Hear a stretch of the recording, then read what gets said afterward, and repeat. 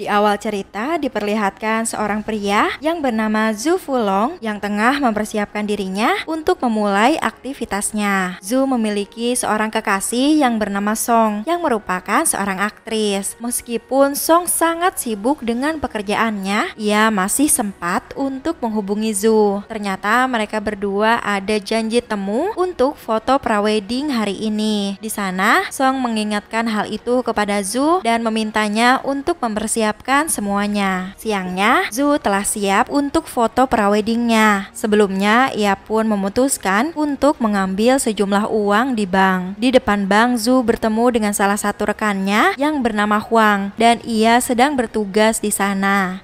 Saat Zhu baru saja masuk ke dalam bank, terlihat beberapa orang mencurigakan datang ke bank tersebut. Kemudian Zhu pun mendapat telepon dan ternyata Song telah menunggu kedatangannya. Namun tiba-tiba keadaan di bank menjadi mencekam karena ternyata orang-orang tadi adalah perampok.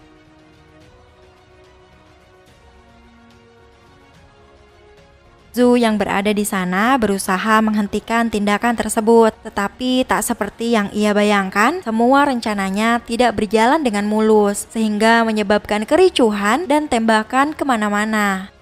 Sedangkan Huang yang merupakan rekan Zhu juga mulai bergerak untuk menghentikan perampokan tersebut. Namun sayangnya para perampok tersebut mengambil alih mobil yang dinaiki oleh Huang dan mencoba untuk melarikan diri. Zhu pun bergegas untuk mengejar mereka semua. Sampai di suatu ketika, Zhu berhasil melompat tepat di atas mobil yang dikendarai oleh para perampok itu. Berita kerusuhan itu pun sampai ke kantor polisi. Zhu berusaha menghentikan mobil tersebut dan dengan usaha kerasnya akhirnya Zhu berhasil menghentikan mobil tersebut.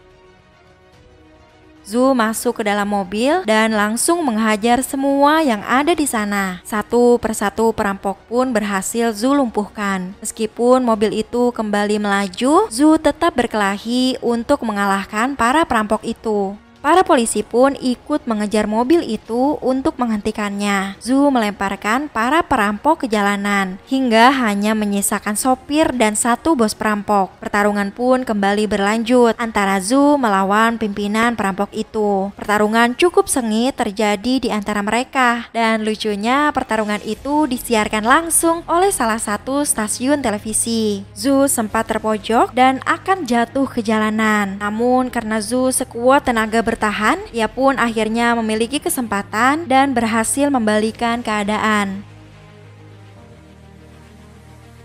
Setelah berhasil mengalahkan bos perampok itu, Zhu mengambil alih mobil tersebut. Namun ternyata remnya sudah blong sehingga membuat Zhu tak bisa menghentikannya. Zhu pun menabrakkan mobil itu ke kantor polisi yang dimana pada saat itu sedang ada pertemuan antara bos dan para polisi lainnya. Meskipun Zhu sudah berhasil menangkap para perampok tersebut, tetapi sang bos tetap memarahinya. Malam harinya Zhu dan Song bertengkar karena Zhu tidak menepati janji untuk datang ke foto prawedding mereka. Mereka berdua bertengkar. Di sana Song tidak terima jika Zhu masih bekerja sebagai polisi karena Song merasa selalu diacuhkan dan Zhu lebih memilih pekerjaannya untuk menyelamatkan warga. Sedangkan sebenarnya Zhu juga tidak menyukai profesi Song sebagai artis karena Zhu selalu menganggap bahwa Song hanya menjadi artis dengan tokoh yang selalu menderita dan Song juga selalu memaksakan dirinya. Pertengkaran mereka pun terus memanas, mereka saling menyalahkan satu sama lain. Song bersikap terlalu kasar dan berusaha menyerang Zhu. Namun sayangnya ia yang malahan terjatuh dan harus dilarikan ke rumah sakit. Dan dari sinilah hubungan mereka berdua pun akhirnya harus kandas di tengah jalan.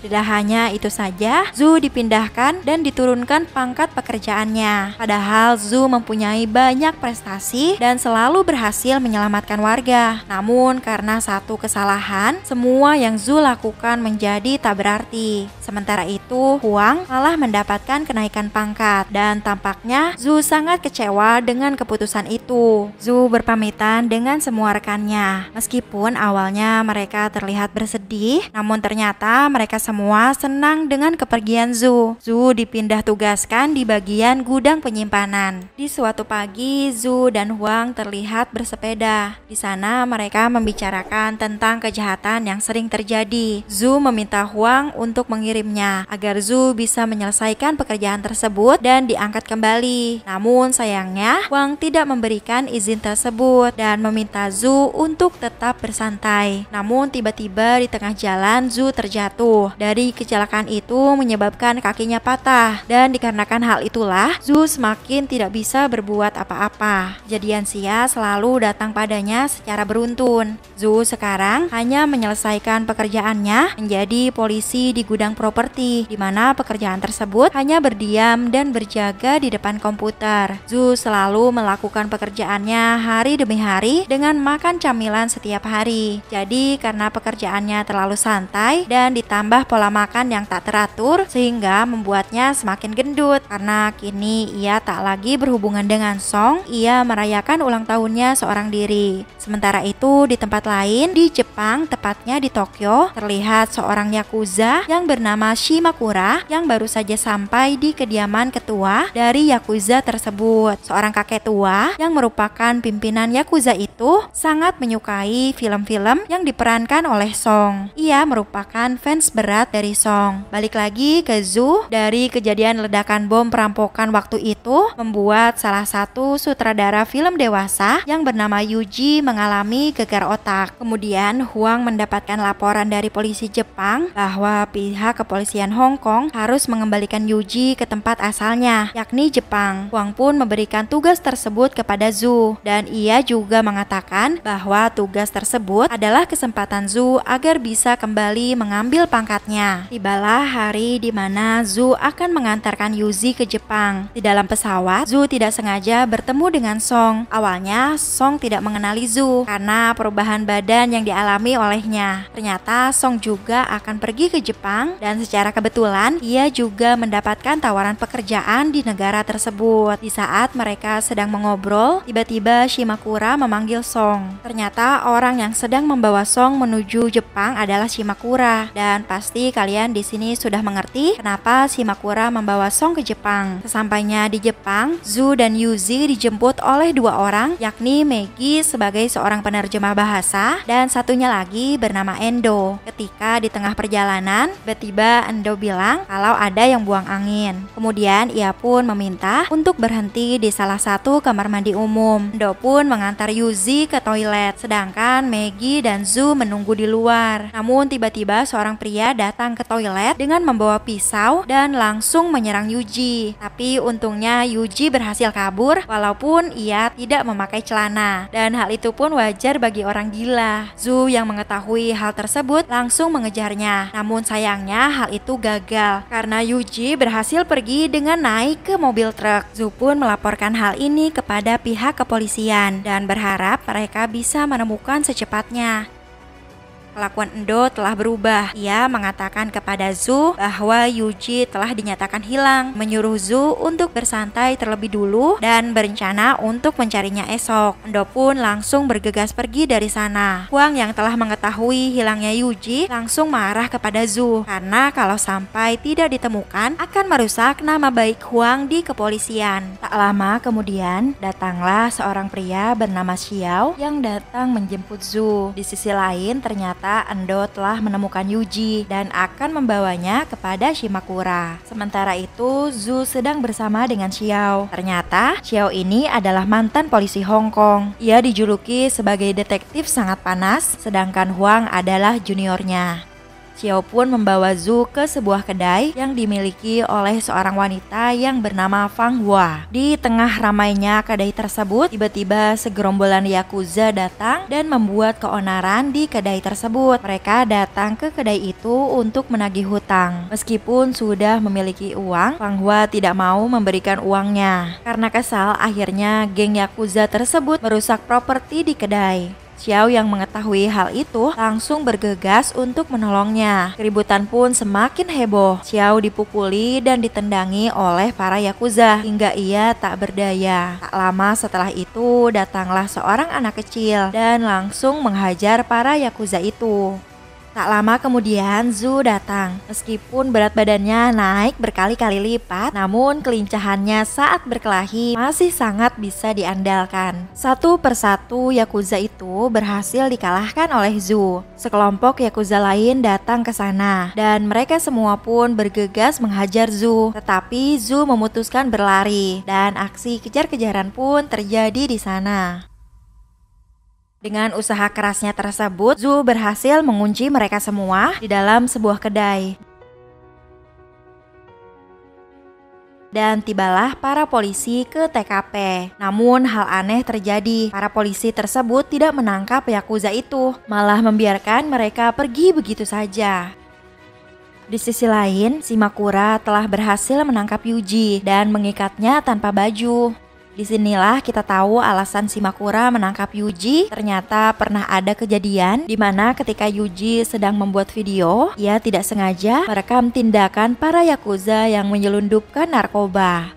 Yuji pun akhirnya disiksa oleh para Yakuza tersebut. Keesokan harinya, Zhu mendapatkan info bahwa Yuji telah berhasil ditemukan. Namun ia telah dalam keadaan tewas. Ia mengambang di lautan dengan banyak bekas pukulan. Zhu yang melihatnya merasa curiga dengan mayat Yuji. Di sana, Endo mengatakan bahwa Yuji telah bunuh diri. Namun Zhu tak percaya begitu saja karena banyak sekali luka lebam di tubuhnya Yuji. Karena sangat penasaran, Zhu pun mengajak Xiao untuk menyelidikinya. Ia mendatangi salah satu kamar Yuji dan berharap menemukan bukti di sana. Mereka pun menggeledah setiap sudut kamar tersebut untuk mencari petunjuk yang mereka butuhkan. Setelah beberapa saat mencari, Zhu menemukan sebuah ponsel yang dimasukkan ke dalam kantong beras. Namun sayangnya, ponsel tersebut rusak dan perlu diperbaiki. Setelah diperbaiki oleh Xiao Hu, akhirnya ponsel tersebut pun bisa menyala.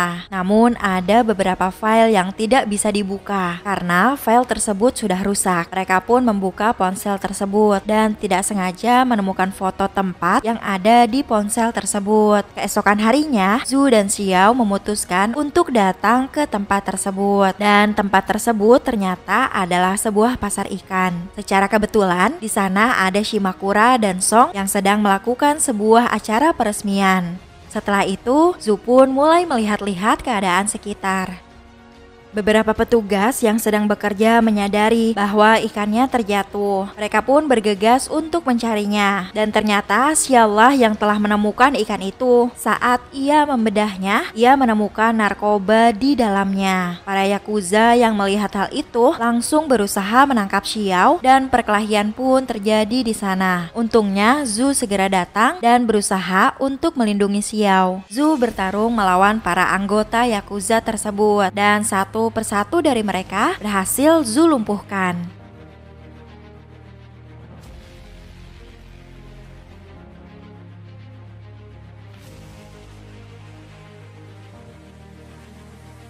Di saat Zhu sedang bertarung, Xiao yang sedang dalam keadaan setengah mabuk mengendarai sebuah forklift. Kemudian ia tidak sengaja menabrak panggung. Dan di panggung itulah para Yakuza dan juga Song sedang melakukan sebuah acara peresmian. Jelas saja hal itu membuat Song bertambah muak kepada Zhu karena ia selalu menghancurkan semua kegiatan Song. Di tengah kekacauan tersebut, tiba-tiba Endo datang dan segera membawa Zhu pergi dari sana. Karena Zhu dan Song merasa sama-sama bersalah, akhirnya mereka berdua pun memutuskan untuk bertemu dan makan malam di sebuah kedai. Di pertemuan itu, mereka berdua terlihat senang. Mereka juga bernostalgia mengingat masa-masa mereka dulu. Akhirnya mereka berdua pun memutuskan untuk berbaikan dan menjalin kembali hubungan mereka dari nol. Zhu juga mengatakan bahwa ia akan keluar dari kepolisian demi Song. Jelas saja hal itu membuat Song semakin senang. Namun tiba-tiba ada gempa sehingga membuat orang-orang di kedai tersebut bergegas untuk menyelamatkan diri mereka masing-masing. Tetapi setelah gempa itu usai, Zhu ternyata lebih memperhatikan kondisi orang-orang ketimbang Song sendiri. Dan hal itu membuat Song kembali berpikir bahwa keputusan Zhu keluar dari kepolisian adalah tindakan yang tidak tepat. Song berpikir bahwa Zhu sangat dibutuhkan oleh semua orang dan akhirnya Song pun memutuskan untuk kembali berpisah. Esok harinya, Shimakura mendatangi kakak Yakuza dengan meminta penandatanganan sebuah kontrak di mana sepertinya tanda tangan tersebut adalah pengalihan tahta kepadanya. Namun sang kakek malah mengejek Shikamura dan tidak mau menandatanganinya. Shikamura pun marah dan memaksa sang kakek untuk segera menandatanganinya. Takashi yang melihatnya bergegas mengambil pedang dan menebas Shikamura. Namun sayangnya dia yang kalah dan tewas ditusuk oleh Shikamura. Kakek Yakuza pun ketakutan melihatnya dan segera menandatangani surat pernyataan tersebut. Tetapi setelahnya Shikamura juga membunuh kakeknya. Tak lama kemudian, Song datang ke sana. Ia pun terkejut melihat dua orang tergeletak berlumuran darah. Song yang ketakutan berusaha untuk kabur, namun sayangnya ia tak berhasil dan Song pun ditangkap oleh Shikamura. Malam harinya, Xiao Hu telah berhasil memperbaiki video yang telah rusak. Ketika melihatnya, Xiao dibuat terkejut. Dalam video tersebut terjadi penyelundupan narkoba oleh para Yakuza. Namun sayangnya ponsel tersebut telah dicuri oleh seseorang yang tak lain adalah orang yang bekerja sama dengan Yakuza. Para Yakuza pun segera mendatangi Xiao dan akan menghabisinya. Sontak ia pun dikejar-kejar oleh para Yakuza. Xiao yang melihat hal itu berusaha untuk menolong Fang Hua. Perkelahian tersebut pun terjadi di sana. Xiao cukup kesulitan karena para anggota Yakuza itu cukup banyak. Sementara itu, Hua mencoba melarikan diri dengan menabrakkan mobilnya ke sebuah toko. Xiao dan Hua pun kembali bertemu. Namun tiba-tiba datang seorang Yakuza yang langsung menusuk Xiao dan merebut ponsel mereka. Hal itu membuat Xiao tergeletak tak berdaya. Tak lama kemudian, datanglah Zhu untuk menolong mereka berdua. Zhu dengan badan besarnya berhasil menghabisi mereka satu persatu dengan aksi kelincahannya.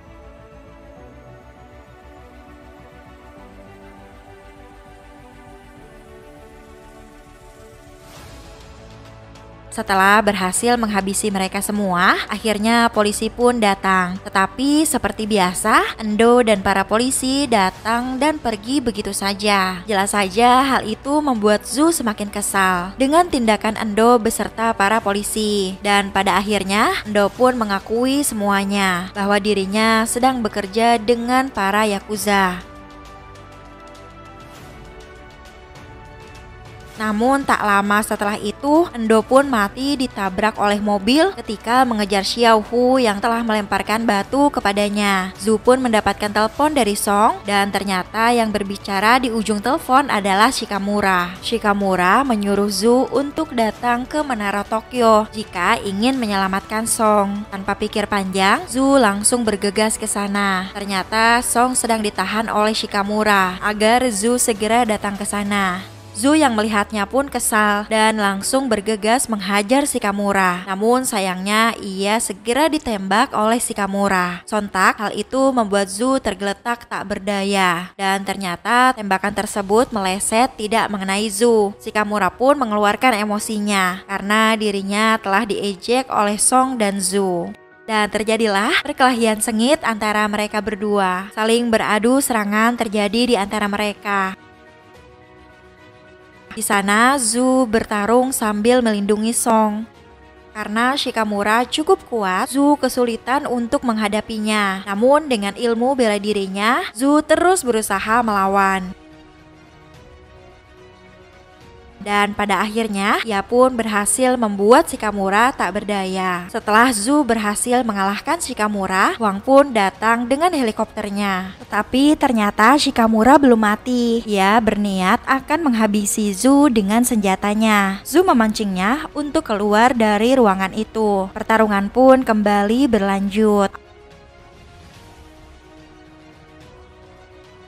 Awalnya Zhu sempat terpojok karena Shikamura membawa senjata.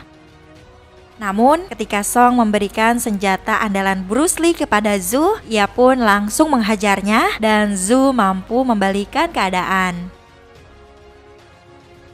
Dengan double stick yang ia gunakan, Zhu mampu membuat Shikamura terpojok dan mampu membalas semua serangannya. Sementara itu, Wang yang berada dalam helikopter sempat mengalami insiden dan helikopternya hampir terjatuh. Namun untungnya helikopter itu dapat kembali terbang. Dan Hua pun meminta Zhu untuk segera mengakhiri pertarungannya. Singkat cerita, perkelahian itu pun dimenangkan oleh Zhu dan ia berhasil membuat Shikamura benar-benar tak sadarkan diri. Di akhir cerita, Song memutuskan untuk kembali lagi memulai hubungan dengan Zhu dan film pun selesai. Gimana? Seru banget kan ceritanya teman-teman? Jangan lupa untuk terus dukung kita dengan cara like, share, dan subscribe channel ini supaya kita lebih semangat lagi untuk terus upload video seru lainnya. Thanks for watching and see you guys in the next video. Bye-bye!